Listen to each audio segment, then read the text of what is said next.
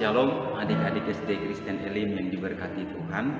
Sebelum adik-adik memulai aktivitas, mari sama-sama kita membaca dan merenungkan firman Tuhan. Sebelumnya sama-sama kita nyanyikan pujian Ku Renungkan Firman-Mu.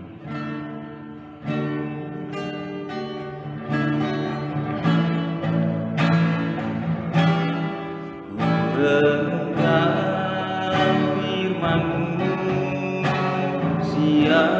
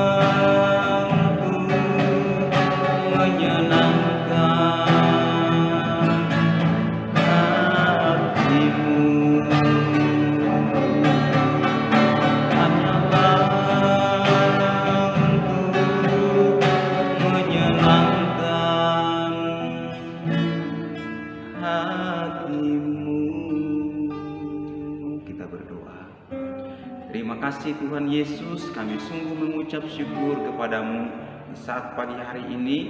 Sebelum memulai akan segala aktivitas, kami akan mengawalinya dengan membaca dan merenungkan firman. Karena itu Tuhan Yesus tolong kami supaya kami bisa memahami firman Tuhan. Terima kasih Tuhan Yesus, hanya di dalam nama Yesus Kristus. Haleluya, amin. Nah, firman Tuhan yang kakak bacakan hari ini dalam kitab Injil menurut Matius pasal 24 ayat yang ke-3 sampai dengan ayat yang ke-14 ya. Demikian bunyi firman Tuhan, permulaan penderitaan. Ketika Yesus duduk di atas bukit Zaitun, datanglah murid-muridnya kepadanya untuk bercakap-cakap sendirian dengan dia. Kata mereka, "Katakanlah kepada kami, bila manakah itu akan terjadi, dan apakah tanda kedatanganmu dan tanda kesudahan dunia?" Jawab Yesus kepada mereka, "Waspadalah, supaya jangan ada orang yang menyesatkan kamu. Sebab banyak orang akan datang dengan memakai namaku dan berkata, 'Akulah Mesias,' dan mereka akan menyesatkan banyak orang. Kamu akan mendengar deru perang atau kabar-kabar tentang perang. Namun berawas-awaslah, jangan kamu gelisah, sebab semuanya itu harus terjadi, tetapi itu belum kesudahannya. Sebab bangsa akan bangkit melawan bangsa dan kerajaan melawan kerajaan. Akan ada kelaparan dan gempa bumi di berbagai tempat. Akan tetapi semuanya itu barulah permulaan penderitaan menjelang zaman baru.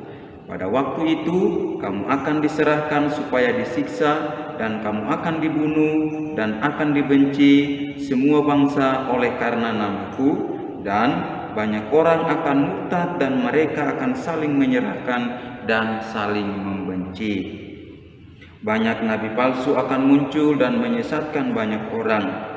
Dan karena makin bertambahnya kedurhakaan, maka kasih kebanyakan orang menjadi dingin. Tetapi orang yang bertahan sampai pada kesudahannya akan selamat. Dan Injil Kerajaan ini akan diberitakan di seluruh dunia menjadi kesaksian bagi semua bangsa. Sesudah itu barulah tiba kesudahannya. Nah, demikian firman Tuhan yang Kak Daud bacakan pada saat pagi hari ini. Kak Daud akan menyampaikan firman Tuhan ini dengan tema ya, menjadi orang yang bertahan ya. Nah, adik-adik, menjadi orang yang bertahan. Apa artinya bertahan ya? Bertahan itu artinya mempertahankan diri terhadap serangan dan juga terhadap godaan. Nah, ini contohnya nih adik-adik. Kita dituduh melakukan kesalahan, padahal kita tidak melakukannya. Kak, saya tidak melakukannya kok. Itu saya tidak melakukan. Nah, itu kita mempertahankan kebenaran kalau kita tidak melakukan. Yang kedua, ya. Sekarang Kak Daud kasih pilihan, lebih penting mana, ya? Mengerjakan tugas atau bermain. Nah, kadangkala kita tergoda, tetapi apa? Kita harus melawan godaan itu. Lebih penting kita mengerjakan tugas daripada bermain. Nah, tapi terkadang kita tidak bisa bertahan dengan godaan. Mengapa? Karena terkadang iman kita menjadi lemah, iman kita tidak kuat. Tetapi Kak Daud percaya adik-adik SD Kristen Elim mau hidup dan memiliki iman yang kuat di dalam Yesus. Nah, adik-adik, bacaan kita pada saat pagi hari ini, ya, tentang permulaan penderitaan. Nah, Yesus berkata kepada murid-muridnya bahwa akan ada kesengsaraan besar yang terjadi pada akhir zaman. Dan karena itu Yesus berpesan kepada mereka supaya harus berjaga-jaga terhadap tanda-tanda sebelum kedatangan Kristus. Nah, sebelum kedatangan Kristus itu adik-adik, ada banyak sekali peristiwa yang terjadi, seperti yang tertulis dalam bacaan firman Tuhan kita pada saat pagi hari ini. Akan ada deru perang, gempa bumi, akan ada nabi-nabi palsu yang datang mengatakan bahwa akulah Mesias, ya. Dan penganiayaan terhadap umat Allah makin hebat. Penganiayaan terhadap orang-orang percaya itu. Karena apa adik-adik? Orang yang percaya itu akan disiksa. Nah, tetapi itu barulah permulaan penderitaan adik-adik. Pertanyaannya, maukah kita bertahan atau kita mundur? Wah, ternyata pilihan ini tentunya berat. Tetapi kita sebagai orang-orang percaya, sebagai anak-anak Tuhan, kita harus bertahan. Kenapa? Di sini Kak Daud kasih dua ciri orang yang mempertahankan diri. Yang pertama, ya, ia bertahan sampai pada titik penghabisan darah. Wah, yang kedua, ya, ia bertahan hanya beberapa waktu saja. Nah, di antara dua pilihan ini, mana yang adik-adik pilih? Bertahan sampai titik penghabisan atau bertahan hanya beberapa waktu saja? Kak Daud, beberapa waktu sajalah. Sebagai anak-anak Tuhan, kita harus bertahan sampai titik penghabisan darah kita, ya. Nah, karena itu orang yang bertahan adalah orang yang mempertahankan diri sampai titik darah penghabisan. Itu bertahan adik-adik, ya.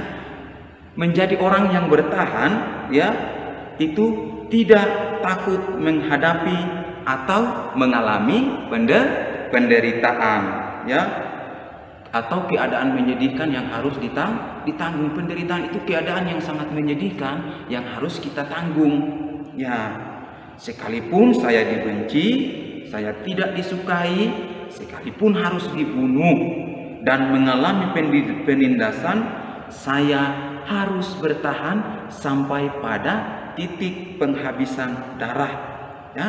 Ini adalah ajaran Kristen kita, ya. Tetap teguh dan memiliki iman hanya kepada Tuhan Yesus Kristus. Pertanyaannya yang Kak Daud mau sampaikan, maukah adik-adik memiliki iman seperti ini? Ya, kita harus memiliki iman seperti itu, memiliki iman yang teguh kepada Tuhan Yesus Kristus. Kenapa adik-adik?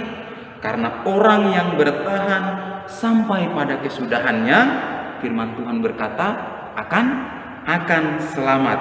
Selamat di sini artinya apa adik-adik? Terbebas dari bahaya-bahaya, terbebas dari penderitaan-penderitaan, ya. Firman Tuhan berkata bilang begini, bagi orang yang bertahan, ia akan diangkat menyongsong kedatangan Tuhan Yesus Kristus. Nah, karena itu kita harus menjadi orang yang bertahan, mempertahankan iman kita kepada Tuhan Yesus Kristus. Sekalipun kita dibenci, tetap bertahan. Menjadi orang yang bertahan berarti mempertahankan diri sampai titik penghabisan darah. Tidak takut menghadapi penderitaan karena Yesus selalu bersama-sama dengan kita. Amin. Untuk firman Tuhan pagi ini, mari kita berdoa. Tuhan Yesus, terima kasih untuk firman-Mu saat ini. Berkati hamba-Mu yang sudah menyampaikan, juga berkati adik-adik SD Kristen Elim. Biarlah Tuhan yang terus memampukan kami untuk melakukan firman-Mu. Terima kasih Tuhan Yesus. Kami menyerahkan aktivitas kami, terlebih khusus seluruh siswa-siswi SD Kristen Elim. Tuhan jaga, sertai dan berikan kesehatan bagi mereka. Inilah doa kami dalam nama Yesus. Haleluya. Amin. Sampai jumpa adik-adik. Tuhan berkati.